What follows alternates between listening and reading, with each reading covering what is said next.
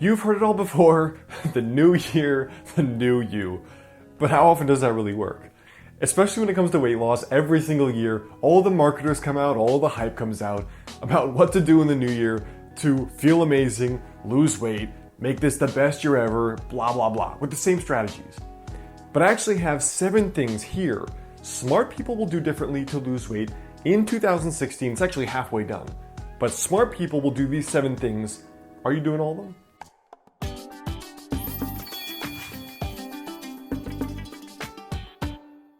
What's up, guys? It is Alex Hein here over at Modern Health Monk. The first thing is avoiding tracking too much. So you know that tracking works. I mean, they've done numerous studies that show if you just track your weight, write it down, or get on a scale every day, you're gonna lose more weight. It's like keeping a budget. It sucks, but if you track how much you spend and how much you earn, you're gonna actually spend less and save more. That's just the name of the game. That's just the nature of tracking. The reality though is for the average person, here's your virtue. When you track too much excessively, it just becomes rigid and it becomes stressful. And it sucks having to track every single thing. Like imagine grandma, 80 years old, she's like cutting her pee and logging it in MyFitnessPal. Doesn't make sense at all. The solution for your virtue for the first vice is instead work on tracking daily habits instead of tracking the calories. So instead if you're just tracking, for example, what the 3 things are you're gonna be eating, or that 1 green juice habit, or that 10-minute walk, you're gonna be getting the same results without the obsessive compulsive disorder that comes from meticulously counting every pee. Sin number 2 is jumping from way too many plans, plan to plan. Now, I know it's super tempting, especially when you aren't seeing results, to wanna jump from one plan to the next, right? If you don't see results in a week, try something else, right? No, do not. The thing here is that it gets super tempting because the average life cycle of the dieter is like this picture here.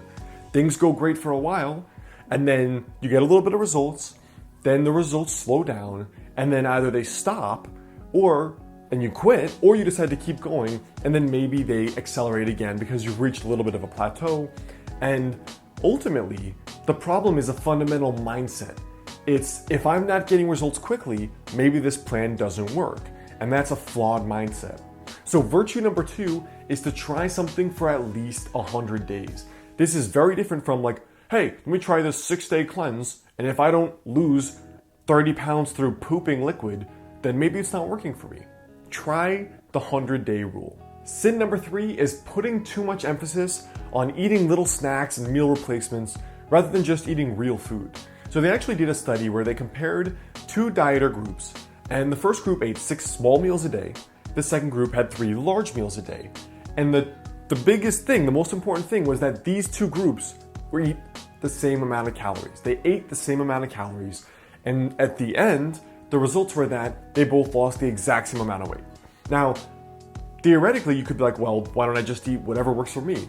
Go for it. But what I found is that when you tend to eat small meals, you're not eating until you're satisfied. So you're always on the verge of hunger, and cravings are much more likely, binging's more likely, but also if you think in terms of I need to eat small meals, I find that I just eat crappier food.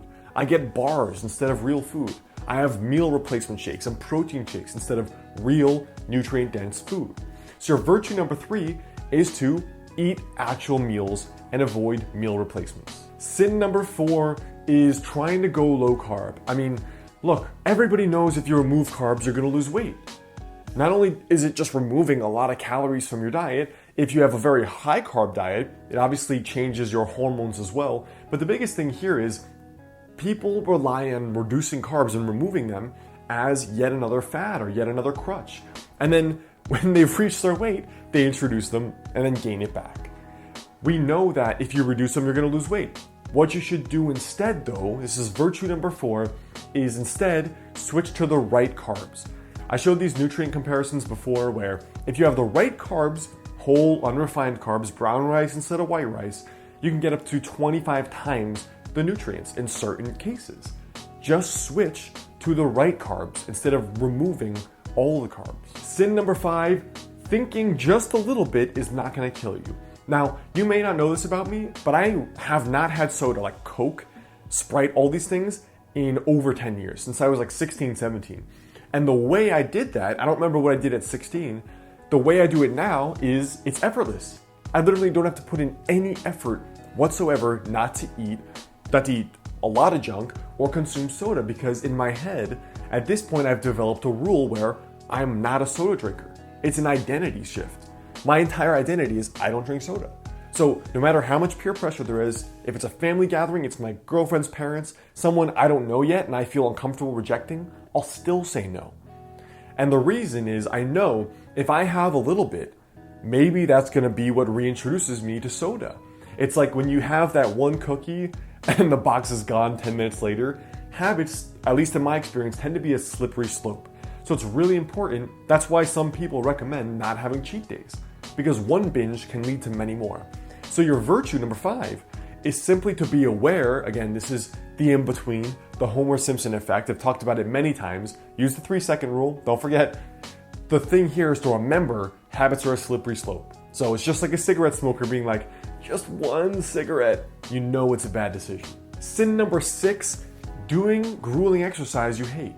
I mean, it makes no sense to me whatsoever, because how many things are you going to keep doing if you hate them, even if they get you the outcome they want? I mean, it makes no sense whatsoever. They actually did a study a couple years back on long-term exercisers that have been doing it for a decade or 2 decades, 10, 20 years. And they asked them, what's the primary reason you still exercise? And they all had a relatively unanimous response, which was, I do it because it makes me feel good. It wasn't any of the typical stuff you associate. And I know from my own experience, being an exerciser for a decade, that's the main reason I do it now. Because even though there are body physical changes you like, the main reason is I feel like crap by 5 and I feel awesome after my workout. I have energy the rest of the day until I go to bed. And it makes no sense for me, at least, to go do things I hate. Like, I've never been a runner my whole life.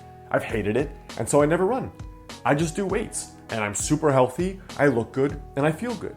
So your virtue number 6 is to just move towards the things you like. Stop reading the friggin' diet magazines that tell you to do this 22-minute shred, and just do the things you like. And the final sin here of weight loss is making weight loss black or white, saying it's just about eating less and moving more. Well, if that's the case, where does being a super busy mom come in with 3 kids? Where does having a 12-hour-a-day job come in? Where does depression come in? Where does low thyroid, health conditions, genetic conditions come in? Where is that in the eat less, move more equation, right? It makes no sense because it's not accurate. So your virtue here is to create your own weight loss equation. It's more than just eating less and moving more. Of course it is. It can't possibly be that physical purely. Half the stuff I deal with clients is purely emotional. So you need to figure out, what do I add to that equation? My likes in terms of the gym, my dislikes, my likes and dislikes with food, my inner beliefs. What are the things holding me back? Do I say I don't have a lot of time? Really evaluate those things going on and create your own weight loss equation. So those are the 7 virtues and sins of losing weight in 2016. I want you to leave a comment right below and let me know what you would add as number 8.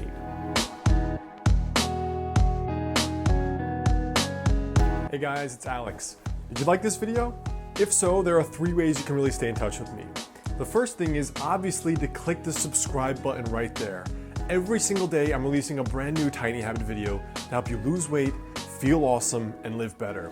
Second thing is you can check out my book, Master the Day. Brand new, just came out. It's been topping the Amazon bestseller list and it's been getting great feedback. It's all about the tiny success habits to help you lose your next 20 or 30 pounds and get to kind of that next level, both in your health, but also in your life.